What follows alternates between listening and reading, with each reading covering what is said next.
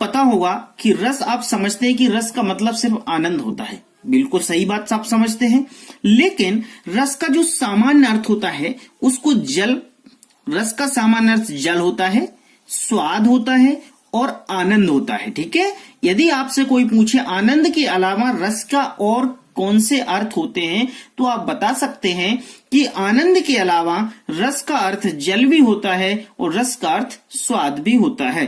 Clear? तो रस का जो मुख्य अर्थ होता है वो आनंद होता है। हम लोग आनंद के नाम से ही रस को जानते हैं।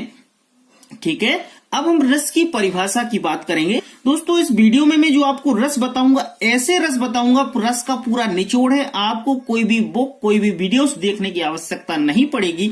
ठीक है, तो ध्यान से वीडियो को अंत तक जरूर देखिएगा। अब बात करेंगे हम रस की परिभाषा की। तो देखिएगा, रस की परिभाषा बोलती है कि काव्य, कथा, नाटक तथा उपन्यास के, यानी कोई भी काव्य हो या कोई कथा हो या कोई नाटक हो या उपन्यास के पढ़ने से, सुनने से या अभिनय देखने से जो आनंद की प्राप्ति होती है उसे हम रस कहते हैं।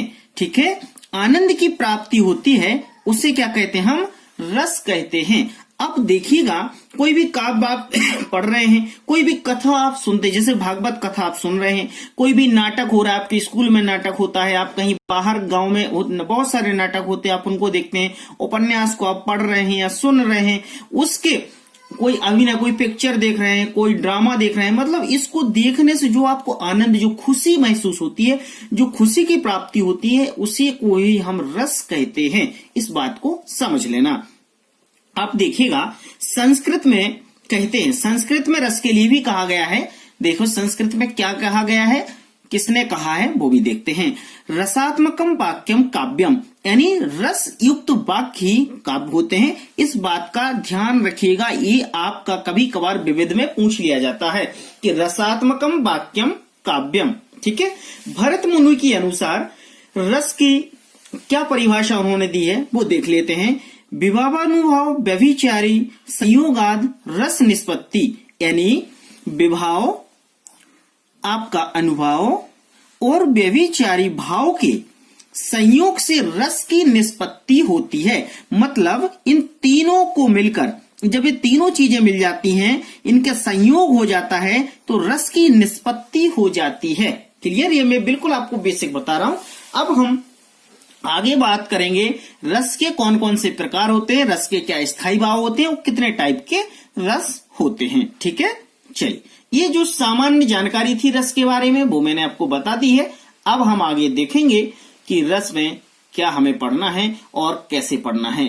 ध्यान रखिएगा, रस की जो भी मैं आपको बताऊंगा ऐसे बताने वाला हूं कि आपको इसके बाद कोई भी वीडियो देखने की आवश्यकता नहीं पड़ेगी। ठीक है, अब बात करेंगे हम रस के प्रकार एवं रस के स्थायी भाव।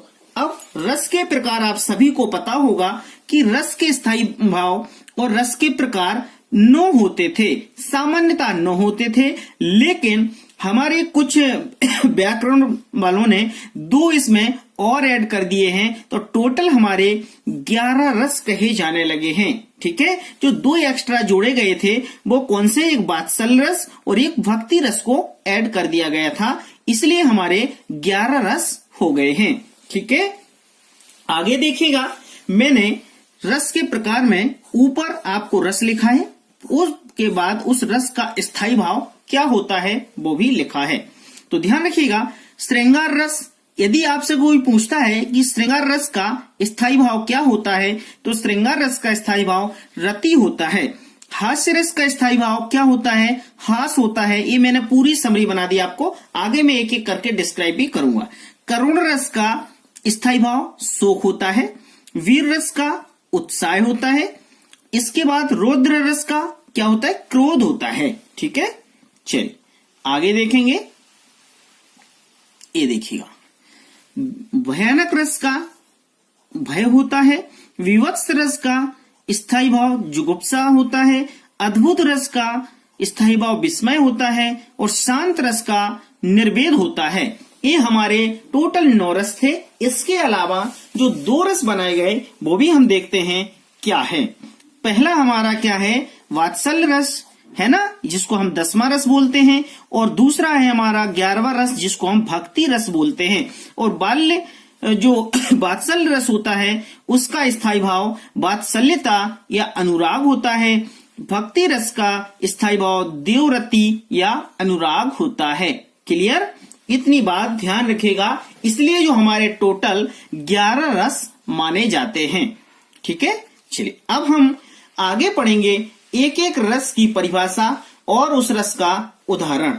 ठीक है, आप, मेरी उम्मीद ये है यदि आप रस पढ़ते हो तो आपको इस वीडियो को देखने के बाद कोई भी एग्जाम हो आपसे रस बनना चाहिए और आपको कोई भी दूसरा वीडियो या कोई किताब पढ़ने की आवश्यकता ना पड़ेगी। पहला रस हमारा है श्रृंगार रस। अब समझिए श्रृंगार रस किसे कहते हैं, पहले हम इसकी जरा परिभाषा देख लेते हैं। ठीक है, श्रृंगार रस का स्थायी भाव रति होता है, अर्थात इसके अंतर्गत नायक और नायिका, जो नायक और नायिका के मन में प्रेम का भाव उत्पन्न होता है, जब यह प्रेम रस की अवस्था में पहुंच जाता है तो यह श्रृंगार रस कहलाता है। जैसे कि मान लिया कोई एक लड़की है और कोई एक लड़का है, जब इन दोनों के बीच, जैसे आप देखते हो ना, जब आप कॉलेज में जाते थे, तो आप क्या करते थे, पहली बार क्लास में गए, दूसरी बार क्लास में गए, धीरे धीरे आपने अपनी मतलब थोड़ी सी आंखों को घुमाना चालू किया। जब आप आंख घुमाते थे तो देखते रहते थे कौन सी अच्छी लग रही, तो दोस्तों में बात करते थे, पीली वाली तेरी, नीली वाली मेरी, है ना, जो भी बात है सब सारी बातें करते थे मन। तो जब ऐसी बातें करते करते फिर अपने दोस्त भी उनको बताने लगते हैं, अरे यार वो तेरे बारे में चर्चा कर रहा था, वो सहेली बताती है वो तेरे बारे में चर्चा कर रहा था। जब ऐसी ये बातें होने लगती हैं एक लड़का लड़की के बीच में, और जब ये कुछ दिन बाद जब हम फर्स्ट ईयर निकल जाते हैं, वो सेकंड ईयर में जब प्रेम में बदल जाती हैं हमारी बातें, तो फिर हम अच्छी लपक के तो बातें करते हैं, अच्छी खूब मोबाइल पे चैट करते हैं, व्हाट्सएप पर, सब सारी चीज। तो ये कहने का मतलब ये है, जब एक लड़का लड़की यानी एक नायक और नायिका के मन में जो धीरे धीरे प्रेम जागृत होता है, और जब वो प्रेम रस की अवस्था में पहुंच जाता है बिल्कुल कि भैया मैं तेरे बिना नहीं रह सकता और तू मेरे बिना नहीं रह सकती, उसको बोलते हैं हम असली श्रृंगार रस, है ना। और श्रृंगार रस के 2 भेद होते हैं, वो ध्यान से समझ लो। अब बात करते हैं यहां पर। ठीक है, देखो श्रृंगार रस के 2 भेद होते हैं। एक भेद कौन सा होता है, संयोग श्रृंगार रस, और दूसरा होता है वियोग श्रृंगार रस। संयोग श्रृंगार रस में, इसमें वही बात हो गई, नायक और नायिका के संयोग या मिलन का वर्णन किया जाता है। मतलब जब एक लड़का और एक लड़की जब आपस में मिलते हैं, उनके मिलन की जो चर्चाएं होती हैं उसको हम संयोग, मतलब एक साथ मिलना, संयोग को मतलब इकट्ठा होना, उसका मतलब जब एक दूसरे से मिलते हैं तब जाके संयोग श्रृंगार रस मिलता है। ठीक है, बनता है। तो उदाहरण देखिएगा, वत रस लालच लाल की मुरली धरी लुकाए, सोह कहे भोहिन हंसे, देह कहे नटी जाए। ये ध्यान रखिएगा, बिहारी लाल जी ने कहा है, ये बहुत अच्छा दुआ है ना। तो संयोग समझ गए कि जहां मिलन की बात होती है ना, मिलन की बात होती है, वहां पर क्या होता है हमारा संयोग श्रृंगार। और वियोग की बात होती है, मतलब जब हम कॉलेज पढ़ने के बाद फिर बोलते तुम मुझे टाइम नहीं देते, मैं तुम्हें टाइम नहीं देता, तुम मुझे टाइम नहीं देती, फिर वो क्या होती, बिछड़ने वाली बात हो जाती। तो फिर वो दूसरी तरफ ताकते हैं, वो दूसरी तरफ ताकते हैं, ऐसे में वो क्या एक दूसरे से बिछड़ने लगते हैं, है ना। तो कहते हैं इसमें प्रेमी और प्रेमिका के एक दूसरे से अलग होने या अलग रहने से उत्पन्न मानसिक दशाओं का चित्रण किया जाता है। जैसे मान लिया प्रेमिका की शादी हो गई, प्रेमी अकेले रह गए, वहां प्रेमी की शादी हो गई, वहां प्रेमिका अकेली रह गई, तो उनके मन में एक दूसरे के प्रति जो मानसिक उत्पीड़ना होती है, तकलीफ होने लगती है कि यार मेरी तो चलेगी, अब मैं क्या करूं, वो बोलता है मेरा तो चला गया, मैं क्या करूं। तो उस चक्कर में परेशान हो जाते हैं, इसलिए हट जाते, एक दूसरे से अलग हो जाते हैं, उसको कहते हैं वियोग, मतलब टेंशन में आ जाते वो लोग, है ना। तो उदाहरण देखिएगा, पिए प्यारे त्योहारे निहारे बिना अखियां दुखियां नहीं मानती हैं। मतलब वो कह रही है पिए त्यारे, प्यारे त्योहारे निहारे बिना, मतलब मैं तुझे निहारे बिना मेरी आंखें दुखी हो जाती हैं, मैं जब तक तुझे नहीं निहारती हूं। तो ठीक है, चलिए अब आगे दूसरा देखेंगे हम। ध्यान से समझिएगा। संयोग श्रृंगार समझ लिया हमने। अब बात करेंगे हम हास्य रस की। अभी हास्य रस जो है इसको तो आप सभी लोग समझते होंगे, है ना। हास्य रस को सभी समझेंगे। तो देखिएगा, हास्य मतलब हंसी। किसी भी व्यक्ति, वस्तु की वेशभूषा या वाणी या शारीरिक बनावट को देखकर मन में जो हास्य का भाव उत्पन्न होता है वह हमारा हास्य रस कहलाता है। कोई भी व्यक्ति है या वस्तु है, हम उसकी या तो कपड़े पहनने के तरीके को देख लें या उसकी वाणी को या उसके शारीरिक बनावट को देखकर हमारे मन में जो हंसी आती है उसको हम हास्य रस कहते हैं। इस बात का ध्यान रखिएगा।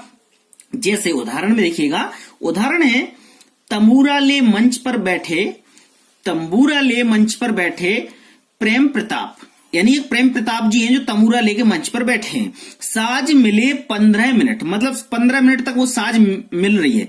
घंटा भर आलाप, मतलब आलाप बोलते ऐसे गाते ना, उसको बोलते आलाप। घंटा भर आलाप, राग में मारा गोटा, मतलब राग में गोटा भी मार रहे हैं ना। धीरे धीरे खिसक चुके थे सारे श्रोता, मतलब अब जब कोई सिंगर है भैया वो 15 मिनट का आलाप लगाए तो फिर श्रोता तो भागी जाएंगे उधर से।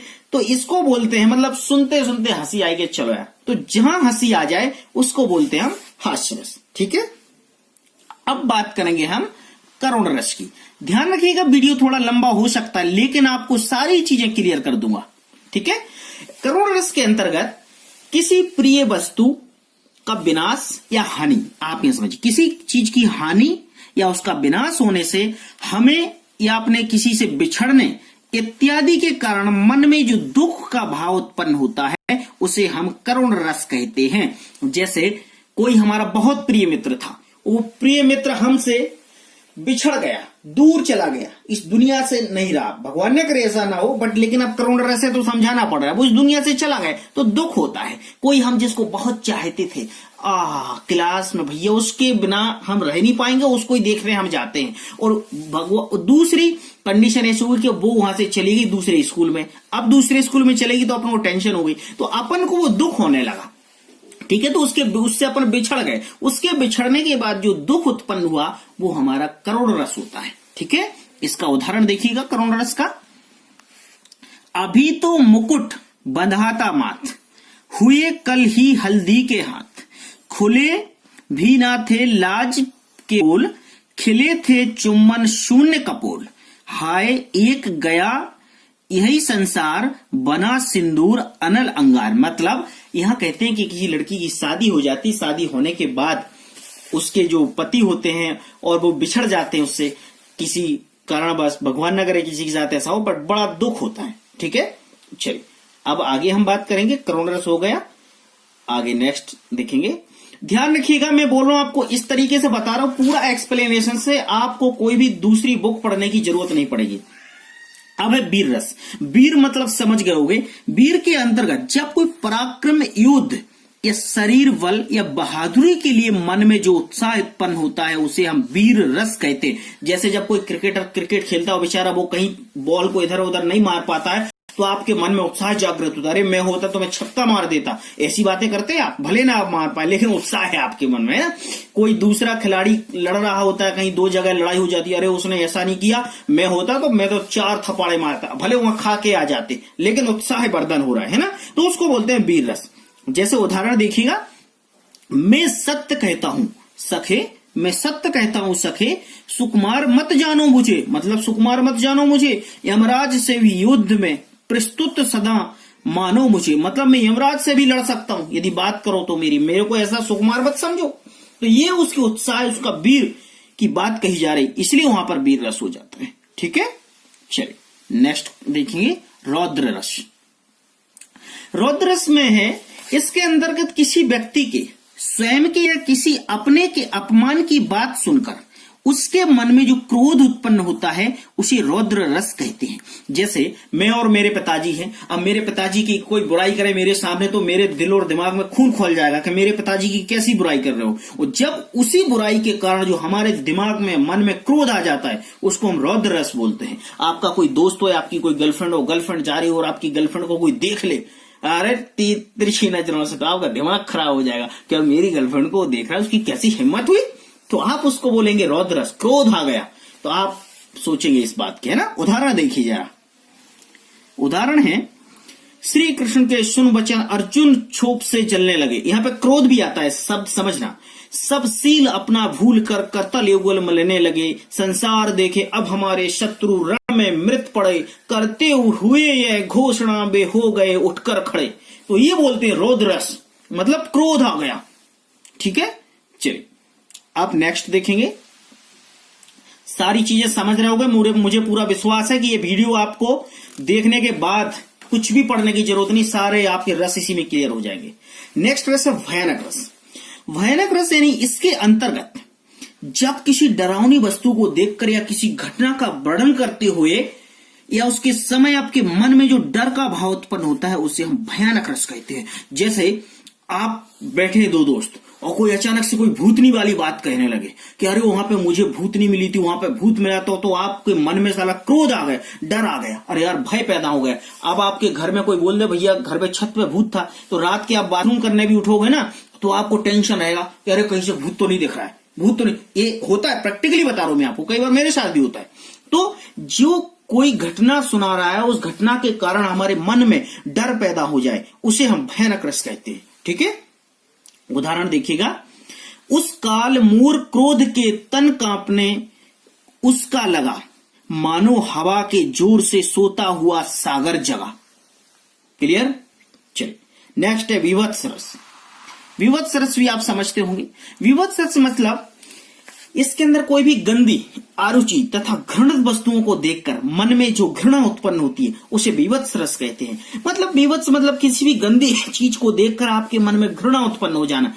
जैसे आप कभी गए होंगे हॉस्पिटल जाना, हॉस्पिटल में आप जहां पर जो जली लोग रहते हैं वहां पर जाना, वहां पर आपको गंदगी देखकर आपका दिमाग खराब हो जाएगा और यार कितनी घृणा तो हो रही, कितनी बदबू आ रही, कुछ भी हो रहा है। या आप जहां पर कचरा फेंका जाता है वहां पे चले जाइए, बहुत बदबू आती है ना। तो जहां पर आपको घृणा उत्पन्न हो जाए वहां पर आप बोलते हैं कि विवत्स रस होता है। उदाहरण देखिएगा इसका विवत्स रस का क्या है। घर में लाशें, बाहर लाशें, मतलब घर में भी लाशें, बाहर भी लाशें, जनपथ पर सड़ती हैं, मतलब रोड पर सड़ती हैं लाशें। आंखें निरसंस यह दृश्य देखकर, आंखें जो यह दृश्य देखती हैं मुंद जाती हैं, घुटती हैं सांसें, मतलब सांस नहीं ले सकते हो ढंग से। समझ गए, जहां गंदगी हो बहुत ज्यादा उधर पे आप सांस नहीं ढंग से ले सकते हो, उसको बोलते हैं विवत्स रस। चलिए भयानक के बाद नेक्स्ट विवत्स के बाद अद्भुत रस। ये भी अद्भुत है। अद्भुत का मतलब तो अद्भुत ही होगा। अद्भुत क्या बोलते हैं, इसके अंतर्गत जब किसी व्यक्ति या वस्तु को देखकर मन में जो आश्चर्य का भाव उत्पन्न हो जाए, आश्चर्य का भाव उत्पन्न हो जाए उसे अद्भुत रस कहते हैं। मतलब कोई कहानी सुना रहा और आप मनमुग्ध हो जाओ, यार मजा आ गया, क्या आश्चर्यचकित हो गए आप उसकी बात सुनकर, मतलब उसको बोलते हैं अद्भुत रस। जैसे उदाहरण देखिएगा कैसे। बिनु पद चले, मतलब वो बोल बिना पद के चल रहा है, मतलब ऐसी बात सुन के आप चकित हो जाओगे ना। सुने बिनु काना, मतलब बिना कान के भी वो सुन रहा है। कर बिनु कर्म करे विधि नाना, आनंद रहित सकल रस भोगी, बिनु वाणी बक्ता वड़ जोगी, मतलब बिन वाणी वो बोल रहा है। तो मतलब जो आदमी बिना कान के सुन रहा है और बिना पैर के चल रहा है, मतलब आश्चर्य वाली बात हो गई। इसको बोलते हैं अद्भुत, मतलब अद्भुत है यार वो चीज जो कभी देखी ना हो, अचानक में दिख गई, उसको बोलते हैं अद्भुत चीज। क्लियर, तो ये अद्भुत रस हो गया। अब नेक्स्ट है शांत रस। शांत रस यानी इसके अंतर्गत ज्ञान की प्राप्ति, परमात्मा का ज्ञान हो जाने पर, परमात्मा का ज्ञान हो जाने पर मन में जो शांति प्रदान होती है उसे रस कहते हैं। जो भगवान की भक्ति में लीन हो जाते हैं, मतलब बोलते हैं यार बड़ा सुकून और शांति मिल जाती है जिस दिन आप मंदिर चले जाते हो, है ना, उसको बोलते हैं हम शांत रस। मतलब कोई ज्ञान की प्राप्ति हो जाती है तो हम बिल्कुल शांति वातावरण रहते हैं, यार मैंने ज्ञान की प्राप्ति हो गई, मैं अच्छे रहूंगा, मस्त रहूंगा, फालतू चीजों में बिल्कुल नहीं उलझूंगा। जैसे कहते हैं मन रे तन कागज का पुतला, लागे बूंद बिनरसी जाए छिन पे, गर्व करे क्या इतना। मतलब कहते हैं यार तुम किस शरीर का इतना गर्व क्यों करते, इसको एक न एक दिन तो मरना है, जाना है, शरीर नश्वर है, आत्मा तो अमर है। तो इसलिए किसी भी चीज का मोह मत रखो, शांति से जियो, शांति से रहो, अच्छे भगवान की भक्ति करो और बढ़िया भगवान की भक्ति में लीन रहो और सब काम सफल होंगे आपके। अब लास्ट के जो होते हैं दो, वात्सल्य रस और एक भक्ति रस। वात्सल्य मतलब इसके अंतर्गत संतान के प्रति, वात्सल्य सही समझ में आ रहा है, संतान के प्रति माता पिता का जो स्नेह होता है, जैसे मेरे बच्चे हैं, मैं अपने पापा का बच्चा हूं, जो मुझे प्यार कर रहा है, अपने बच्चों को प्यार किया जाता है, या अपने बड़ों बुजुर्गों का, अपने छोटों के प्रति प्रेम होता है। जिस स्कूल में आप पढ़ते हैं, आपके गुरुजनों को आपके शिष्य के प्रति प्रेम होता है, उसको क्या बोलते हैं, वात्सल्य रस। जहां पर बच्चों के प्रति प्यार की भावना होती है, अब चाहे वो माँ बाप की भावना हो, चाहे गुरुजनों की भावना हो, चाहे बड़ों की भावना हो, उसे हम वात्सल्य रस कहते हैं। ठीक है, जैसे उदाहरण देखिएगा, चलत देखी जसुमती सुख पावो, ठुमक्कू ठुमक्की पद धरती रेंगत, जननी देख दिखावो। जब आपके छोटे छोटे बच्चे होते हैं तो आप उनको देखते हैं कि चलते हैं आराम आराम से, घुटने के बार भी चलते हैं, गिरते हैं, ऐसा है ना। दूसरा उदाहरण भी इसका, बाल दशा सुख निरखी जसोदा, पुनि पुनि नंद बुलवती बुलाती, अचरा तरले ढाकी सूर, प्रभु को दूध प्यावती, है ना। चलिए नेक्स्ट लास्ट है भक्ति रस। दोस्तों वीडियो थोड़ा बड़ा हो रहा है, इसलिए मैं थोड़ा सा स्पीड से नहीं कर रहा हूं, बट समझा रहा हूं।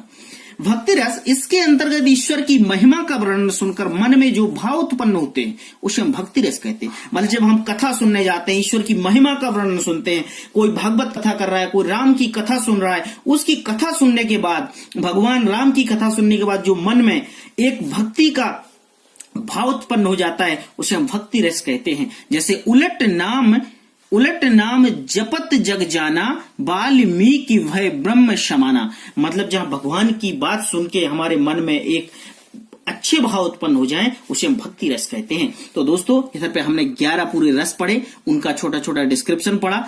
अब मुझे उम्मीद है कि इस चैनल को सब्सक्राइब करें, वीडियो को लाइक करें और वीडियो को अधिक से अधिक शेयर करें और अपने दोस्तों तक जरूर शेयर कीजिएगा। इस वीडियो को देखने के बाद आपको ना तो कोई किताब ना कोई वीडियो देखने की जरूरत नहीं पड़ेगी, मेरा विश्वास है और मुझे पूरी उम्मीद है कि आप इस वीडियो को जरूर शेयर करेंगे। तो लाइक कीजिएगा, शेयर कीजिएगा और जो वीडियो अपने व्याकरण के नहीं देखे हैं, इस वीडियो के डिस्क्रिप्शन लिंक में आपको मिल जाएंगे, आप वहां से देख सकते हैं। तो चलिए दोस्तों, नमस्कार, मिलता हूं नेक्स्ट वीडियो में नेक्स्ट टॉपिक के साथ।